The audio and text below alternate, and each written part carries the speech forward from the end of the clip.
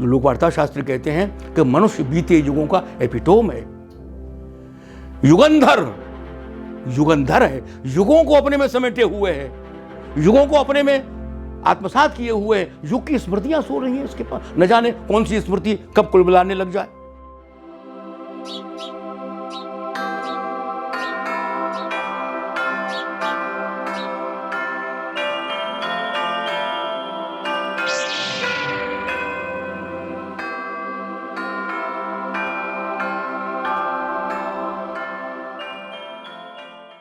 इसको मैं कहता हूं ज्ञान की सांस्थानिक पद्धति। सांस्थानिक संस्थान बना, एक पुस्तकें बनी, है ना, एक पूरा संस्थान बन गया, सारी यूनिवर्सिटी, प्राइमरी से लेकर के और यूनिवर्सिटी तक का, ये हमने ज्ञान की एक सांस्थानिक पद्धति बना दी। और ये कोई छोटी मोटी पद्धति नहीं है, इसका मैं वर्णन नहीं कर सकता, इतना बड़ा मेरी औकात नहीं है, इतनी बड़ा इसका विस्तार है सांस्थानिक का। मैंने 10+2+3 पर जो है जब ये आया था तब मैंने एक अध्ययन किया था, एक वो किया था, तो डॉक्टर PD शुक्ला जो इसके जनक थे उनके साथ मेरा बहुत लंबा विमर्श हुआ, जो किताब छपी थी। तो उन्होंने ये कहा था, उस समय कहा था ये, लेकिन ये बात 77-78 की है।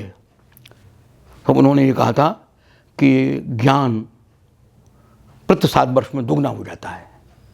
जो ज्ञान की जो गति, जो इस समय स्पीड है, वो प्रत्येक 7 वर्ष में ज्ञान दुगना हो जाता है। उसके बाद में अब इस बात को भी मेरे ख्याल से 7-8 साल हो गए होंगे, कपिला जी ने एक जो है इंडियन इंटरनेशनल सेंटर में एक सेमिनार किया था, एशियन काउंटर वाला। तो उसमें जब ये बात आई तो वो एक विशेषज्ञ थे, उन्होंने कहा कि नहीं, ये गति अब जो है प्रति 3 वर्ष में दुगना होने की गति बढ़ चुकी है, ये गति बढ़ चुकी है। प्रत्येक डिसिप्लिन का, प्रत्येक अनुशासन का जो ज्ञान है वो 3 वर्ष में दुगना हो जाता है।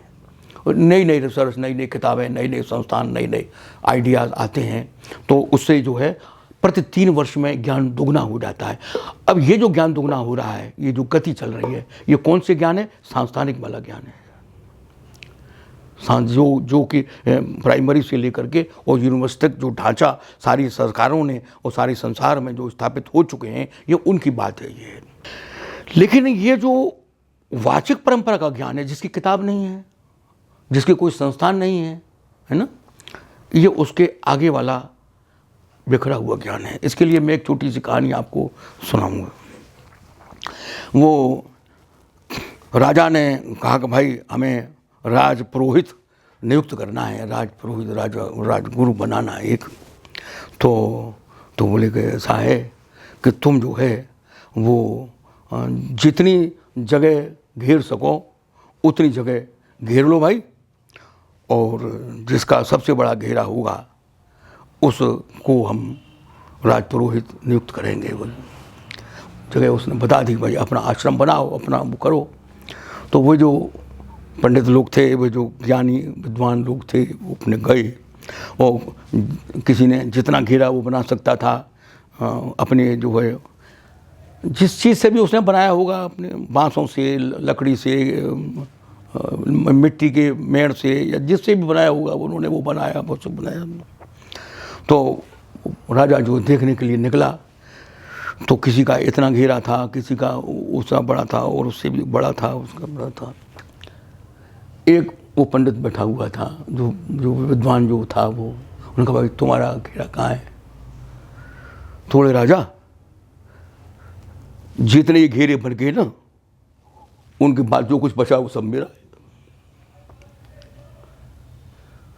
बोले तुमने घेरा बनाया ही नहीं। तो बोले कि ये घेरा बन गया क्योंकि इन्होंने घेरा बना रखा था, जो नहीं बनाया वो तो मेरा है।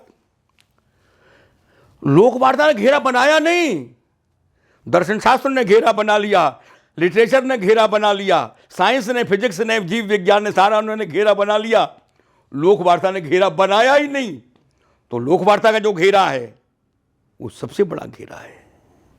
संस्थान के बाहर का जो भी ज्ञान है मनुष्य का, और ज्ञान विश्वविद्यालय में कैद नहीं हो सकता। ज्ञान ऐसी चीज नहीं है जिसे आप विश्वविद्यालय में कैद कर सकें, या किसी संस्थान में कैद कर सकें, या किसी रिसर्च इंस्टीट्यूट में रख। क्यों कि जीवन कोई छोटी चीज है क्या? जीवन कोई सीमित है क्या? यह तो जीवन सीमित नहीं है तो ज्ञान सीमित कैसे हो सकता है? यह तो प्रकृति सीमित नहीं है तो ज्ञान सीमित कैसे हो सकता है? देखिए, ज्ञान तो दो ही है। ज्ञान को हम दो धाराओं में विभाजित करते हैं, ह्यूमैनिटीज और नेचुरल साइंसेस। करते हैं कि नहीं करते हैं? मानव की और प्राकृतिक विज्ञान, यही तो आप तो करते हैं ना, यही फैकल्टी बनाते हैं आप, ये फैकल्टी ऑफ ह्यूमैनिटीज की है ना, नेचुरल साइंसेस की। तो ये बताओ कि जब जीवन ही सीमित नहीं है या प्रकृति ही सीमित नहीं है तो ज्ञान सीमित कैसे हो सकता है? वो जो ज्ञान है जो लोगों की वार्ता में चल रहा है, लोगों के अनुभव में तो प्रतिदिन ज्ञान आ रहा है। ये ज्ञान का विकास हवा में थोड़ी हो जाता है। ज्ञान का विकास कैसे हो रहा है? जीवन से हो रहा है। जीवन जी रहे हैं इसलिए हो रहा है, जीवन का अनुभव बढ़ रहा है इसलिए हो रहा है, नई नई परिस्थितियां आ रही हैं, जीवन उन परिस्थितियों में विकसित हो रहा है इसलिए हो रहा है जीवन का विकास, ज्ञान का विकास। प्रकृति के नए नए चित्र हमारे सामने प्रतिदिन आ रहे हैं इसलिए प्रकृति के ज्ञान का विकास हो रहा है। प्रकृति और मनुष्य के संबंध नित नित बदल रहे हैं इसलिए ज्ञान का विकास हो रहा है। तो वो किताबों में नहीं आया, किताबों में आएगा 10 वर्ष बाद। जब तक किताबों में ज्ञान आवेगा वो, तब तक तो नया ज्ञान फिर पैदा हो चुकेगा। वो ज्ञान जो किताबों में जो ज्ञान आया वो 10 वर्ष पुराना था।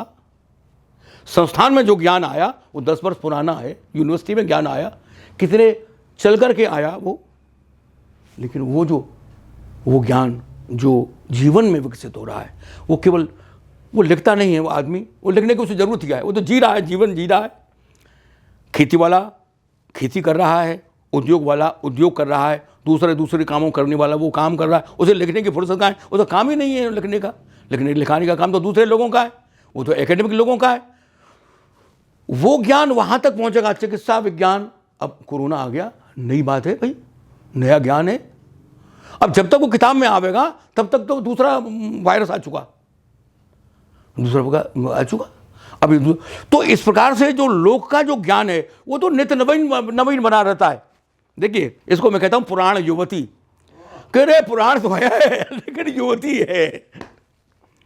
वो पुराण तो है बिल्कुल ठीक है, क्योंकि उसकी जड़ जो है वो आदिम मानस में चली गई। वो मनुष्य जो पैदा हुआ था, अच्छा वो जो है कहीं नहीं गया, कहीं नहीं। वो सारी जो घटनाएं थी, वो मनुष्य जो पैदा हुआ था, आदि मनुष्य जो पैदा हुआ था, उससे आज तक वो सारा क्या हुआ? ये युगांतर आते हैं, चले जाते हैं। कहाँ चले जाते हैं? ये स्मृति बन जाते हैं, मनुष्य के अवचेतन में समा जाते हैं। अचेतन में समा जाते हैं। हमको नहीं पता है लेकिन वो है। मस्तिष्क में 2 अरब सेल हैं, 2 अरब कोशिकाएं हैं, और जिसमें से 10-20 कोशिकाओं से जिंदगी चल जाती है।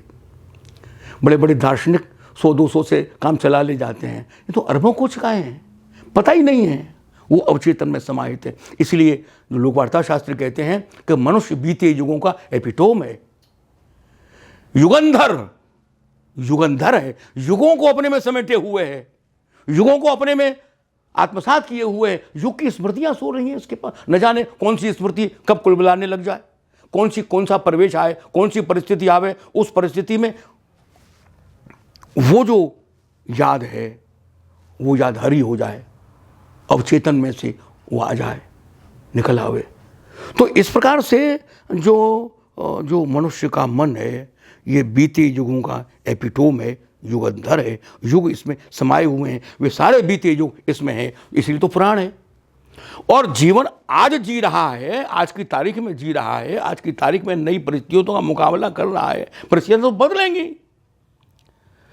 बदलेंगी, ज्ञान की धारा बदलेगी, नया मोड़ आवेगा, और वो सारा जीवन में, समष्टि जीवन में। तो देखिए, समष्टि जीवन वाली बात है, लोक वार्ता वाली बात जब हम कहते हैं तो वहां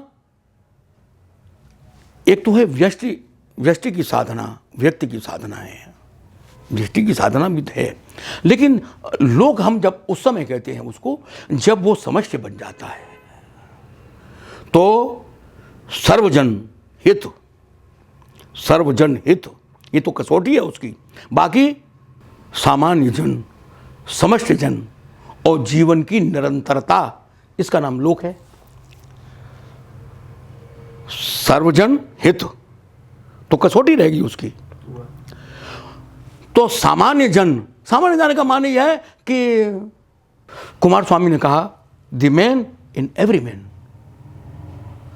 जो आदमी हर आदमी में समाया हुआ है उसका नाम है कॉमन मैन, उसका नाम है सामान्य आदमी, सामान्य मनुष्य। सामान्य मनुष्य वही है जो हर आदमी में समाया हुआ है। The man in every man, सामान्य मनुष्य वो है।